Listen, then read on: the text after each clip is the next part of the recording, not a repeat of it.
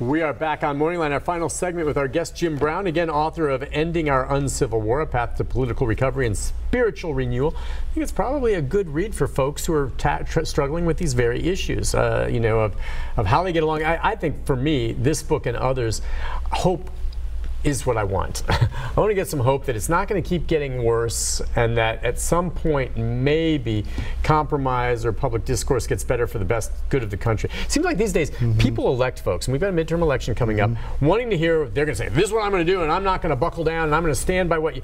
And then I worry the politicians get there and they realize, well, I made these promises, but then they get there and they realize to get anything done they have to compromise, and they're worried that if they compromise, the folks back home in their district are going to point out in the next challenger, well, he or she said this and didn't do it. To me, I'll be honest with you, I respect and I hold politicians to the highest esteem when I see them get there and they're willing to compromise a bit. That might mean that they go back a little bit on what they promised me during the campaign, but I realize to get something done is better than getting nothing done.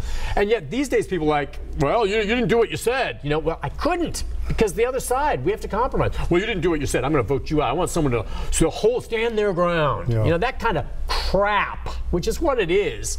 Why as a voter don't people recognize that good politicians have to compromise? Yeah, it's been a... I don't get it. I know. Are we stupid? It's been, I argue that it's been basically 50, 60 years of bad decisions and policies at the federal level, not people, but the filibuster rule of the 1970s. And then just digging in your heels. You're filibuster is, you had 57 filibusters from 1917 to 1970. They changed the rules to allow you to invoke cloture easier, to get to that 60, that 3/5 threshold. This is one of many examples of how it's gotten so bad. Gridlock. Gridlock. So you have this rule that's basically locked things in place and caused this division. Single subject bill. The states do it really well, Nick. Tennessee, by and large, does it extremely well. You have single subject requirements, one bill at a time. Not these mass omnibus bills. Yeah, where they can sneak stuff in. Exactly. You have to balance the budget. You've got to compromise. You have to compromise on the budget. You have regulatory review between the agencies and the legislature. So there's tension that's natural because of the constitutional makeup of the way the state is. And it requires, you cannot get away from talking and compromising. You can't. You have to do it. So when we had Phil Bredesen as governor, very good governor, but he proposes and the legislature disposes. What's happening right now is Congress isn't doing anything. They're watching, they're getting run over. Right, because of the executive order. Because they've allowed it with these rules, and we've allowed it. We've allowed them to do this with gerrymandering, all the things that I talk about in Chapter 4. We've allowed this to occur to where our voice is basically muted. All right, now, something that's the big story now is the fact that Kennedy, and you mentioned it earlier, is going to leave the Supreme Court. And that now, I mean, puts a whole new emphasis for a lot of voters come this midterm election, because the Senate majority and House and all this can play a role in who, and this justice is going to be a legacy for President Trump long after the president's gone. So it's important. It's very important. I understand the politics of this, and they're going to do what they're going to do. But my question last night on Facebook to my group is, are we going to let 10 people run the country, or are we going to get the other 535 to step up and address these issues, address immigration, not let it go to the courts all the time, address health care, not let these decisions go to the Supreme Court. You know, some things have to go there. That's just one branch, right, but you can pass the laws that they have to interpret then. And that's the issue here, is we're going to have a knockdown drag out over this justice, but do we want that going forward? These 10 people basically decide policy. Right. And I would say it's dangerous. No, there's going to be more a balance, checks and balances. But you're right. It is going to be a knockdown drag out, isn't it? It's going to be ugly. Whoever the poor person is that gets nominated is going to be in the middle of a crossfire. And are we going to settle for 5-4 decisions and executive orders, or are we going to get Congress to do their job again? I would say get away from your bubble. Be active and vote for people that are going to go up there fearlessly and work to fix the rules that are broken, that are up there, like the Senate rules, and start getting stuff done. I do like that idea, but the problem, Jim, with that is I think there are plenty of people that are elected with those types of good intentions, and then they get there. But the good news, again, a few years ago, I had 3 or 4 people that might have just clicked like. I had a great conversation between 6 or 7 conservatives and 6 or 7 liberals that were agreeing on this and putting out other ideas. So to me, that's a sign, along with the takeaways I'm hearing from people at speeches, that they've had enough. So it's not big enough yet, but it is there, and it's going to grow. See if we can squeeze in be part of that. Yeah, see if we can squeeze in at least one more call. And well, let's go with Barry really quickly here. He just called in. Hi, Barry. How you doing? Good. What's on your mind? I think that we've sort of gotten out of the mindset that we're the United States of America, and I don't think enough stuff is being handled on the state level. We keep letting the federal government get bigger and more tyrannical, and that's what you're going to get. It's constant argument from one section of the country to another. You know, immigration laws are there.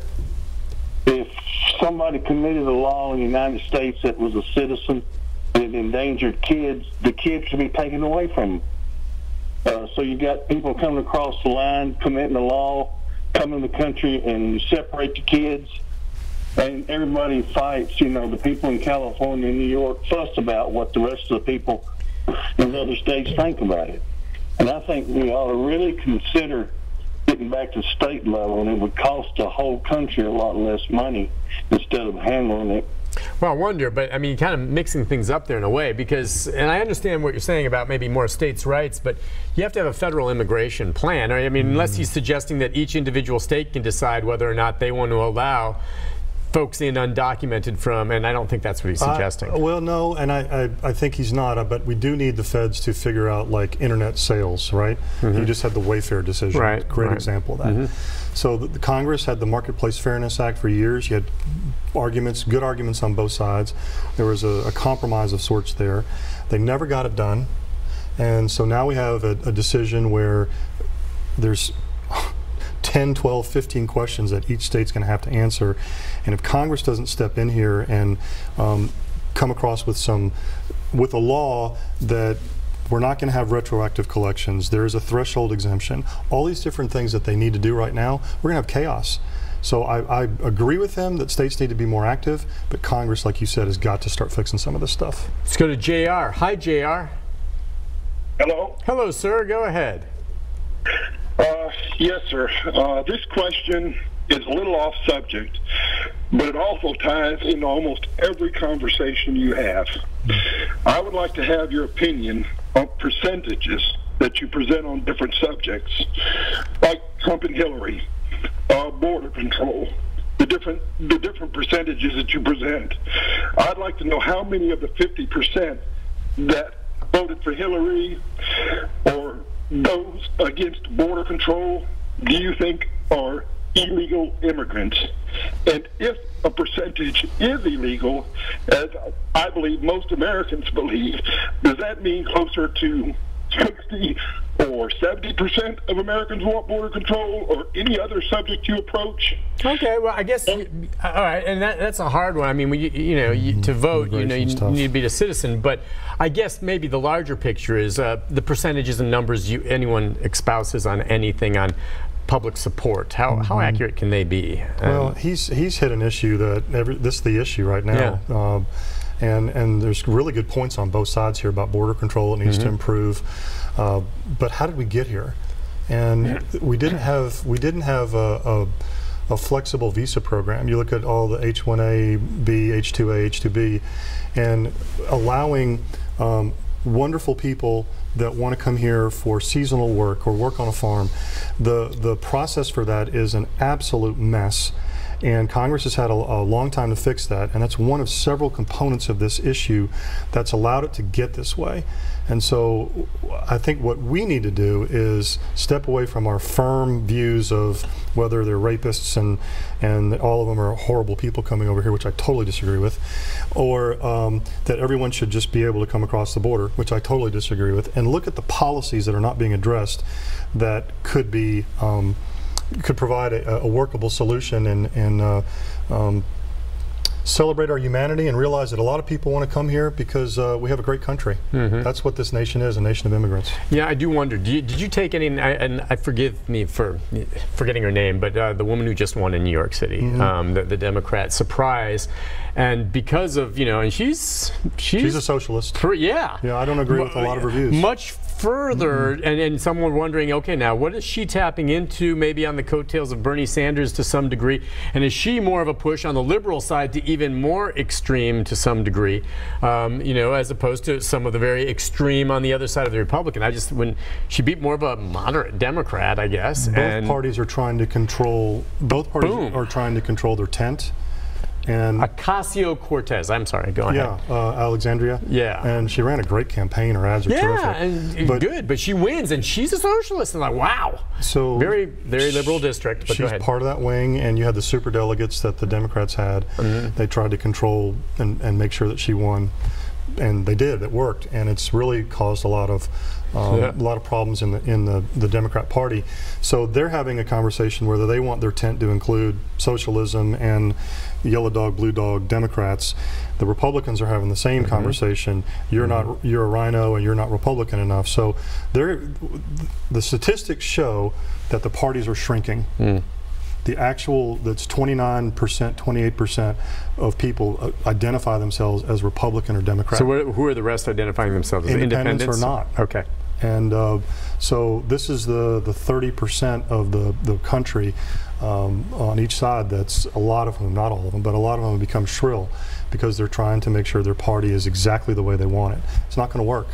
Both parties are going to be in trouble. They're both evolving big time. I don't know, does that make the room for another party to someday maybe emerge, or is it, like you said, just independents or ones who just don't declare anything? I mentioned it in the book at the end, and I believe, Nick, that it's very challenging for a third party because of the way state law is. They keep people off the ballots. Yeah, but then you're right, though. The Republicans were already dealing with some unrest in their party on who's really going to be their leaders there, and now the Democrats. But a lot of people identify. A lot of people I know that are Republicans identify with some Democrat principles and vice versa. Sure.